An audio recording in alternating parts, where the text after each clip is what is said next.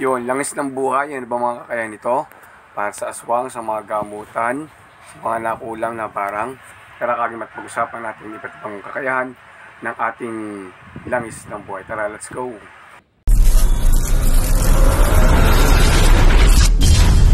What's up mga kagimat? Na ito na naman inyong kagimat, si Heping Agimat na mahilig sa agimat. Pero wala namang agimat. Nasa puso ang tunay na agimat. Yun, mapagpalang umaga mga kagimat. Yan, ito naman yung kagimat, si Heping Agimat na mahilig sa agimat pero wala namang agimat. Nasa puso ang tunay na agimat yan. Pag-usapan natin kagimat, ano ba yung naging kakayahan ng ating langis ng buhay, no? Yan. Una-una yan, kagimat, pwede po natin gamitin yan sa lason. Isang kutsara po niyan, pwede nyo rekta painom sa nalason. Pwede yung lagay sa tubig, hayalo sa tubig na painom sa nalason. No? Pwede kung pagka yung, yung nagbabaylit pa lang isang kutsara lang po. Pero pagka po siya nangingitim na, 2 kutsara po ilalagay natin. No? Yung sumasakit po ang katawan, iniinom din po yan pa sa isang kutsara po yung sinama ng katawan, dyan. No, pagkayo po yun inaduwende na balang or mga elemento, pupunasan yung 3 krus yung bunbunan niya, tapos punasan nyo lahat ng masasakit sa kanyang katawan, lalo yung likod na nakapatong. Baklas po yan. May pambaklas din po yan. Meron din po yung saswang para hindi po malapitan ng aswang. Kumukulo po yan, may saswang yan. Kaya yung aswang po hindi yung makalapit-lapit sa inyo pagka meron dyan, may orasyon po yung aswang. Pero din po yung himag, no?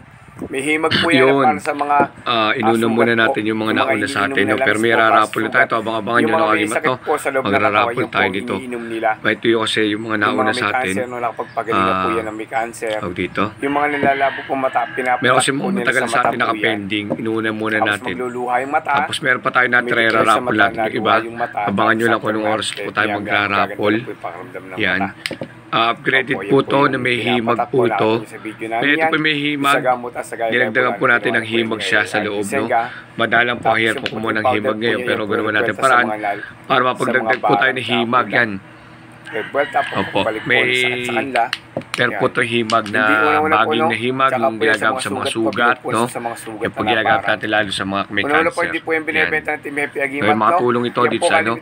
Gusto nyo pabili lang isang cup mga kagimat kung gusto mong pagawa. Bili lang isang cup, no? At igagawa ko kayo. No, libre po yung gawa.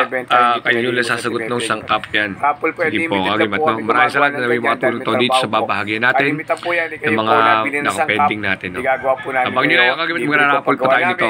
Let's go, tara, kagimat. Gagawa po kami namin libre. Kung papupunin sa iba, yan po ay 1,000, no? Pero kami po, sangkap lang pinabibili namin sa inyo, no? In case may naglibenta ng 1,000 na ganyan, na Team Happy Agimat, pakireport po sa akin, no? Ako mismo mag-ano po sa kanila, magtatanggal sa grupo. Hindi po binebenta. Kayo po bumili ng sangkap.